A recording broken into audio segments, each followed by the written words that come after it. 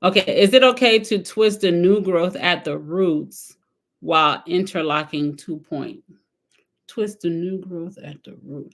Oh, okay. So if you're twisting the new growth and you're interlocking the 2 point, just make sure when you twist the new growth, when you go to interlock, you are bringing the tool all the way up.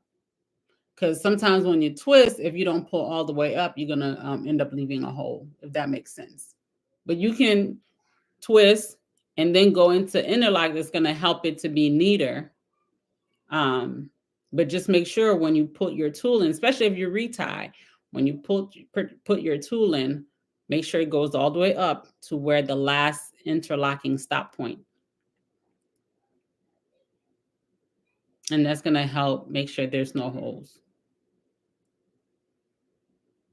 Okay, trying to get all the hairs in and together. Yes, you can do that. You can twist it. You can wrap the hair. Actually, that's one of my posts for today, just showing how I wrap the hair around, but I do it before and after to give that neat look. Because I know some people just wrap beforehand or wrap at the end. I do before and after. Because my clients with frizzy hair, they will say, well, I don't know. Every time you do it, it looks neater. And it's because I'm taking the time to wrap and do all that stuff. Some people don't want to wrap because it takes extra time, just to be honest. It takes extra time. As our microlocs mature, can we stretch out the retie schedule? It all depends on the size of your locks. For some of my clients, I do let them stretch out the retie schedule, but it all depends on the size of the locks, the density, and the thickness of their hair.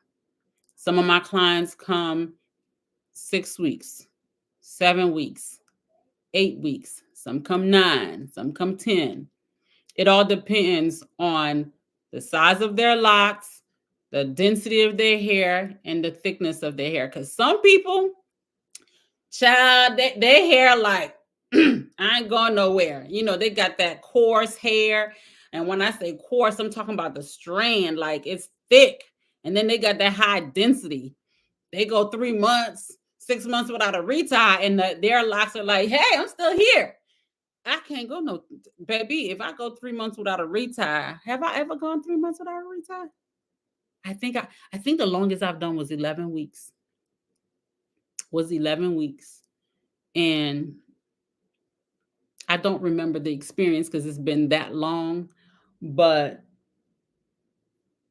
for some people, their hair thin out when they go too long without a retie, especially if they got fine, low density hair. If you got fine, low density hair, child, whatever your loctician say, stick to that schedule. Um, I don't recommend any of my clients come at 4 weeks. The only ones that come at 4 weeks are the ones who are so anal about every strand being in place. They don't shampoo their hair. So they're coming for shampoo, style, and retie. And I'm not even able to get a full rotation. And I'll be like, please come at 8 weeks. No, no, no, girl. I need my 4 weeks. I need my 4 weeks. And I'm like, you don't need 4 weeks. So some of my clients, I gotta beg them to come later because they don't need it. If I'm not able to get a full rotation, you don't need to come that often. Because there are some of them, their locks are thicker and they don't need to come every 4 weeks. But some people are obsessed with how the hair looks. And I'm like, so I'm not able to get a full rotation. I'm like, okay. So I would say consult with your loctician to see if you can stretch it out some more. They see your hair, they'll be able to tell you what you can or cannot do if they're very knowledgeable about hair, not just locks. Okay. Unfortunately, some of them gonna tell you you need to come at this time because I need my coins. Okay, I need my money.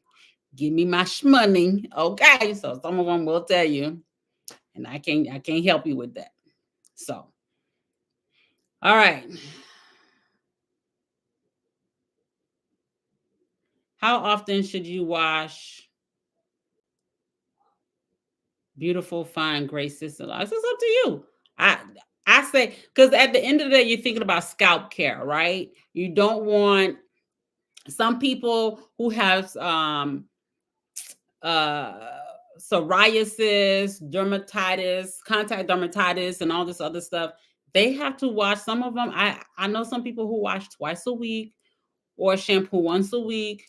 Um, so with that, if you have conditions going on like that, you might be instructed to wash your hair once or twice a week. If you if you put a lot of products in your hair, you might want to shampoo once a week to ensure you're getting the products out of your hair so you can avoid buildup, and because buildup over time becomes really hard to get out. And if you're not shampooing your hair often, and when you do shampoo your hair, if you're not getting in there and it's just staying in your locks, then that's something different, right? Um, if you have oily over if you have oily scalp, basically your sebaceous gland is overactive, so you might have to shampoo every other week. I shampoo my hair every other week. um when it's cold, I might do 3 weeks because I'm like, oh Lord, it's because it's less oily. But summertime, baby, I'm shampooing my hair once a week. So it all depends on what you got going on, your comfort level, and so forth. Okay. And just because your hair is gray, it doesn't mean it needs a different shampooing schedule, if that makes sense.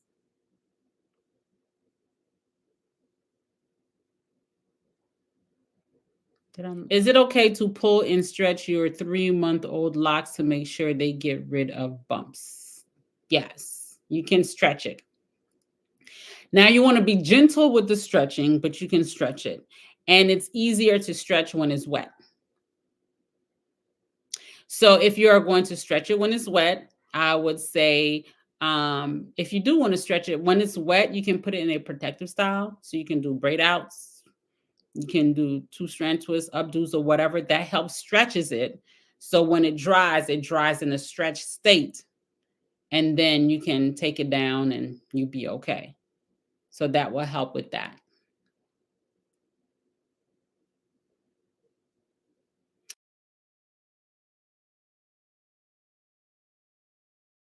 4 months locked and have some holes in the nape area. I get holes in the two strand twist part. Part of the locks are locked with holes. How can I manage this? Interlock the part with holes. So even though it's two strand twist and part of it is locked, you can still interlock the part with hole to secure the locks, to close the hole, if that makes sense. All right, next question. I sometimes wrap loose hair around my locks. Could this be the cause? No. Is you started off with two strand twist. So typically people with a two strand twist with a slightly looser curl pattern, parts of the lock can lock and then you will still have some holes in it. Not everybody experiences this with two strand twist, but just interlock it and it takes care of that. Okay. So you're good. Don't panic. Um so when you go through your interlocks, your strand, just wherever you feel like it's soft, just go through and interlock it. If the majority of it is soft, I mean, if you're saying the majority of it is, some of it is locked already, and then you have holes or some soft area, go ahead and interlock it. I have a couple of questions. Locks were established 8/11. Okay. Locks are budding, but ends are still loose. Okay, that's normal. Question one, I have gray hair starting to sprinkle in. Can my colorist dye my new growth before retie? Yes, as long as she's comfortable with coloring your hair in its new state. I always tell people, if you're coloring your hair while it's new, um, color the new growth before you shampoo, braid and band, but don't braid and band tight to the scalp. Braid and band to secure the ends, and then leave room at the scalp where you can, where your colors can really rinse out and shampoo the color, shampoo your hair after when she's getting ready to rinse out the color. So you make sure you get the color stuff out of your hair. So Okay. yes, and then once you color, make sure you're coloring before the retie, not after.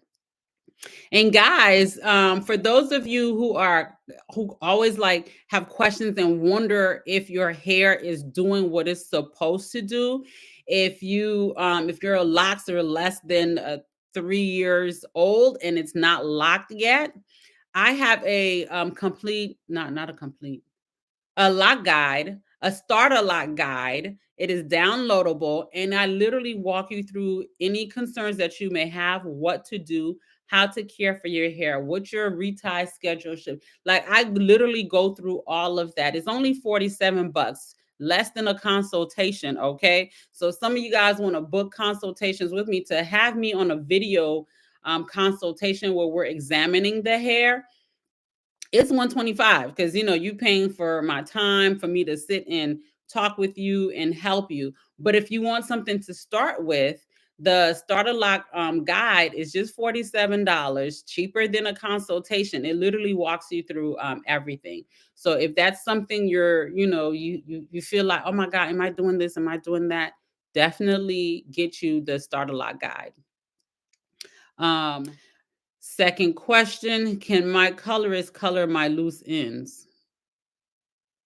I'm okay with my ends never closing up. I like the fluffy look. And if you're okay with that, by all means, just keep in mind, if you're now, what color are you doing? Because keep in mind, the higher the the developer, like the more intense you go with the color with the developer, the stronger it is, the looser it's going to make your curls.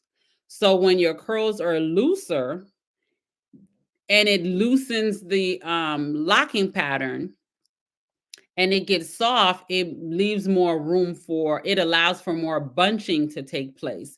So unless you're going to be babying that hair to make sure you're not getting any bunching, by all means do what you want. But if you're going to be coloring, be mindful of potential bunching because of what the chemical does to the strands of your hair, if that makes sense. Okay, next. My hair is thinning from weight. Oh, from weight loss surgery. How small should my locks be? I have a loose curl pattern. So if you have not locked yet, I would say wait until the thinning and the shedding stop, because it's gonna stop. It's not going to shed and keep thinning forever, right? So it's not permanent shedding that you're going to experience. It's going to get thin, and then it's going to get back to, then it's going to grow back and not be as thin. And it might not get back as thick as it was, but it's not going to be, it's going, you're going to get some hope back. You're going to get some hair back. So I would say wait until the shedding and the thinning has stopped, and then your hair is growing back, and then then you can lock. So typically, people who are having thinning and shedding and stuff after weight loss surgery, it's usually about anywhere from a year to 3 years. But most of the time, I'm seeing on average, it's about a year. After a year, after the year of the surgery, or a year and a half, then the hair starts coming back. So I would say wait.